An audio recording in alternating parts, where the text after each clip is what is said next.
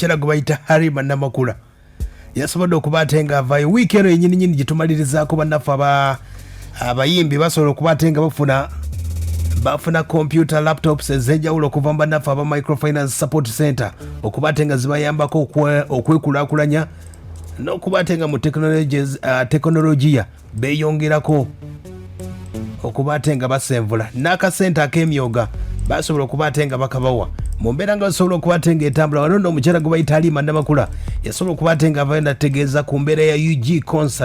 concert zino ze mwali mulaba ku TV buli lunaku lwa mukaaga zaavanga ssaawa 10 paka ssaawa emu era nga kigambibwa nti baali bategese nti ebivulu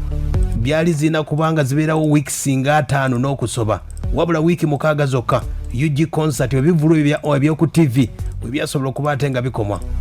bategeezako nti Jerusalem Sale yali mu kintu kino wabula olw'embeera nti yasobola okuba ate nga ajjamu omukono era omukyala Halima Namakulu ategeeza nti ebyasobola okuba ate nga akadde kano UG concert emusaakiraba ku TV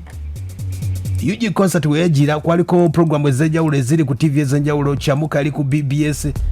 ne ku TV ez'enjawulo nezisobola okuba ate nga zaawukira mpolampola naye ng'esookera ddala li BBS asobola okuba ate nga ekitambuza live yaayo mpolampola kati abakulu bano abaabuukira aba UG concert ekintu kyasobola okuba ate nga kyabatuulamu nti embeera y'akasente era omu ku baali bakwataganya ensonga zino omukyala gwe bayita Halima Namakula yasobodde okuba ate nga avayo n'ategeeza abamawulire nti beetaaga funds okuba ate nga omusimbi era nga disitulikiti ezisinga zikyakomplaininga abayimbi abasinga tebayimba abakadongo kamu baali balubatu aba gospel nabo baali balubatu abayimbako mu mbeera eno ne bakaanira byonna bagamba UG concert ya flopping oba beetaaga akasente ate buli gwe bagezaako okunoonya embeera tetambula wuno omukyala Halima Namakulu atugamba oli bwabanga agambye facilitation tufe tuzita funds oba sponsorship esobola okugaana naye ate muddamu ne munoonya ne muleeta kisobola okukola kyekyokka ate nze ngamba n'abalala bayinza okwenyigiramu nabo ne bagamba bannange ekintu kyaffe tubadde tukyagala kibadde kikola katwenyigiremu tekiddaawo kukyogera ate n'okyogerera ate n'okirinyirira ng'ate gw'okivaamu waliwo abavudde ku stage era nga boogera kikinyuma nze kubulire kati ngakati Jerusalem Sale yatuyamba n'atusindiikiriza kati bwe yatusindiikirizako shosatu n'atusindiikiriza n'atugaa nti ate namwe mweyambeko nga mmwe era ne tweyamba tubadde mu shows 6 naye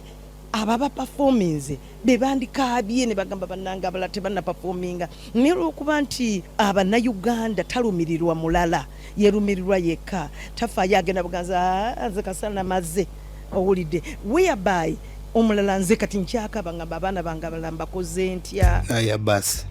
omukulu Bobi Wine nga concert zino zakajja bategeeza we ziri mala omwezi mulibeera mu mbuulira UG Connect zalinga ku TV ku nsonga ezo bagamba nti akasente kababulako mu mbeera eyo era omukyala gwe bayita Halima Namakula wiiki eyo yennyini waliwo omusajja bamuyita Eddy Sendi abamu kubagamba nti bo bamanyi endongo balina engeri gye bagirabiramu music ono nga bawabula buli kimu yasobola okuba ate nga avaayo wiiki eyo n'ategeeza nti Halima Namakula ebyokuyimba alimba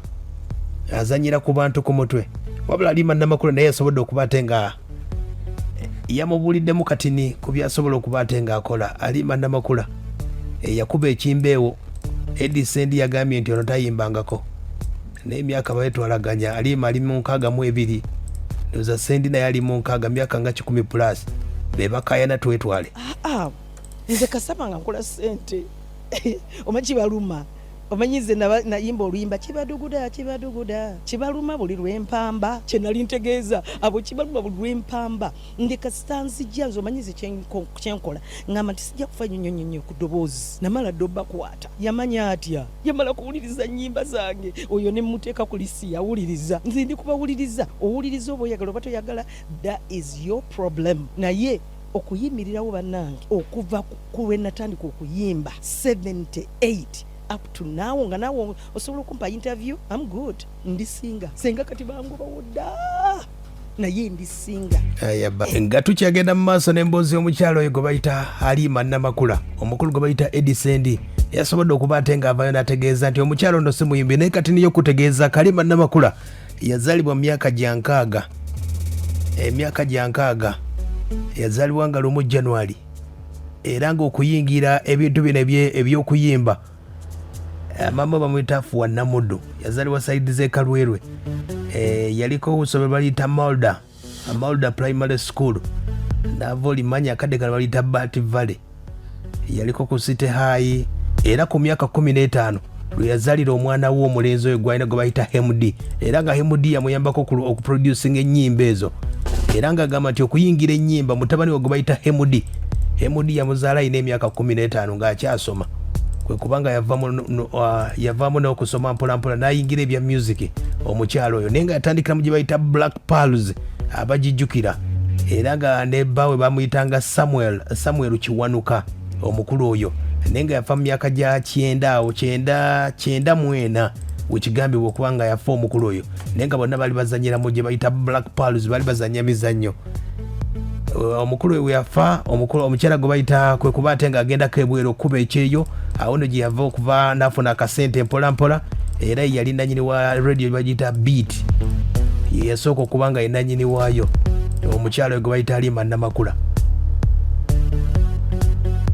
ng'avuddeyo ebungereza ng'avuddeyo mu Amerika yatandika n'akayimba ke bayita ekimbe omutabani gwe bayita MD era nga ayina abaana 2 bokka ayina gwe bayita MD ne Rachel K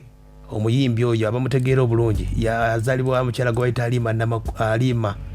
Halima Namakula omukyala oyo era mu mwaka gwa 2000 yasobola okuba ate ng'agenda ewakasiiwukira namuke Steve G ne bakola akayimba ke bayita Dembe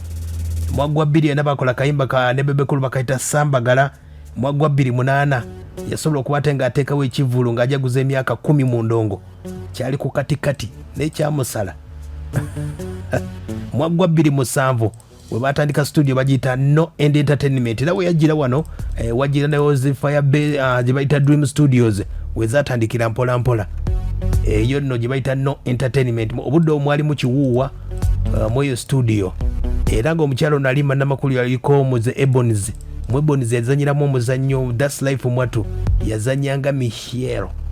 nga tukyagenda mu maaso wano nno omukulu yamutegeeza nti okyasobola kuyimba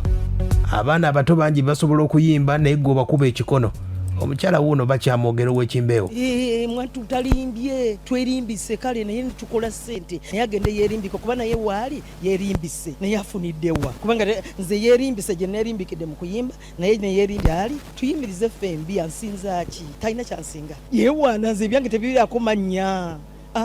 ebyange tebiriko mannya teri muyimbi gwe wali olabye nayimba okuva mu 90s nyundaba olwaleero nga nfaanana bwe nti nga sina sente tekiriyo ekyo buli omu akimanyi nga sina sente tewali yali andabyeko nga nsabiriza I have money ezindiisa ezimbeezaawo naye sikiba nti yali ankwanyeko kubanga nze siri ku basajja bampi sijja kulimba siri mu basajja bampi aya basi Halima Namakula mbadde simulirangako mu ntalo Sendi yazimuleeseemu era agamba nti watukidde ku myaka 62 egy'obukulu abadde tatuukako mu ntalo nga zino nga Sendi wuuno akyagamba Sendi zikankubuulire omuntu yenna njogerako ekibi bwaddayo eka teyeebaka sijja kulimba abantu banneetondedde nze kuolaba bwaddayo eka kati omukazi oyo kiki tanjogerangako talina kye yali aŋŋambye bwaddayo eka atandika kwekubamu yekka nanoonya whoever Sendi is trust me tajja kwebaka paka kati omusajja ng'oyo okuvaayo n'ayogera ebyanoonya mawulire omanya I make news when you make news omuntu atayina kigenda maaso takola news lwaki anjogerako nga nayimba dda siina nze na hiti gye ntambuza kati lwaki anjogerako kubanga wendi talina kyakunkolera emyaka ngenda mu 62 nteekako omwana ow'emyaka 4 omuyimirizaawo olabe ekitalo 62 gye ŋŋendako naye nteekaako omulala mbuziza olwaleero nti lwaki tolina nkanyanya sisirina oba otulimba no I'm just beautiful katonda ye yampa ekyo kati bwe yakimpa nkyenyumirizaamu naye ate nkigaba nze gwolaba nengenda nembulirira abaana nembaga mukole kino musobole okulabika obulungi kakati oyo simanyi mukyala we bwafaanana Halima Namakula oyo abekalanga bantegezezza nti omukulu we bamumanyiiko eyali bba w'omukyalo ono Halima Namakula omukulu gwe bayita Samuel Kiwanuka omukulu oyo bali bamuyita Samuel Kiwanuka Semala era omukulu wuno ategeeza nti just bwe batandikira endongo yaabwe Halima Namakula agamba nti waliwo omusajja yamukuba eggulire bamuyita yali mu vision. Mu myaka gyaffe we twatandikira okuyimba ng'era naffe kennyini nga naffe batukola ki batuwandikako ebibi batuwandikira. Nze nzijukira waliwo mukwano gwange kati wenjogerera bamuyita Kalungi Kabuye yakuba nze mu New Vision nga nakatandika okuyimba nankuba naye Kalungi Kabuye ye kye yayogera yagamba Halima wa mu studio si wa stage owulidde. Kati nengamba kati mu studio sika kuyimba mu studio kuba ennyimba zange zakubanga omwaka negugwako nga bakuba naye nengamba sagala kumpulira bulizi kulungi njaga kuyimbira ku stage atangamba siri wa stage. Kati nze nengenda mu maaso nenkola ekintu kyange omanyi omuntu akugoba yakuwa amage yakuwekuba nze bwe yamala okungamba nti siri wa stage no I will prove it to you. Ye mukyala Halima ng'atubuulira waliwo yasobodde okuba ate ng'amwogerera ng'agamba nti okuyimba kwesibako bwesibi wabula ategeezezza nti endongo yabwe okuba ate ng'ekyaliwo akadde kano nga boogerwako baakolanga okunoonyereza okw'enjawulo wabula abayimbi b'ennaku zino yasiti yafunamu vibe ng'anywedde obuwalagi bwe ng'agenda afulumya ne wiiki ejja bw'akolamu aka vibe n'agamba nti akoze vibe z'ennyimba mmeka n'agambye nti kyokulaba ng'ennyimba enkadde zikyawambye paka akadde kano okunoonyereza kwali kungi nnyo. Fedda twakozesanga ngero n'okuba olugero n'olujja ku ntandikwa n'olutuusa eri n'oyimba kati bw'oba otudde n'owuliriza Sambagala n'owuliriza Tongutula n'owuliriza omusajja wa taxi bw'obiwuliriza olabira ddala nga twakolanga ngero kati omuntu awulira naye ne lumukwatako awulidde era ne tukolanga nga twateekamu tayimu nyinyi naye kati olwaleero bakoze oluyimba ne wayitawo wiiki emu n'akola olulala ne wayitawo wiiki emu n'akola olulala taluteekamu tayimu nakulutunda nakululeka lwetunde. Ffe kati nga ffe emyaka gyaffe kyekyo twakolanga twalwangawo n'ogenda n'otambula tebyakyuka nnyo olina okutambulira oluyimba lwo n'otambula n'oddeeno oluusi kati abasinga obungi batambuza ssente.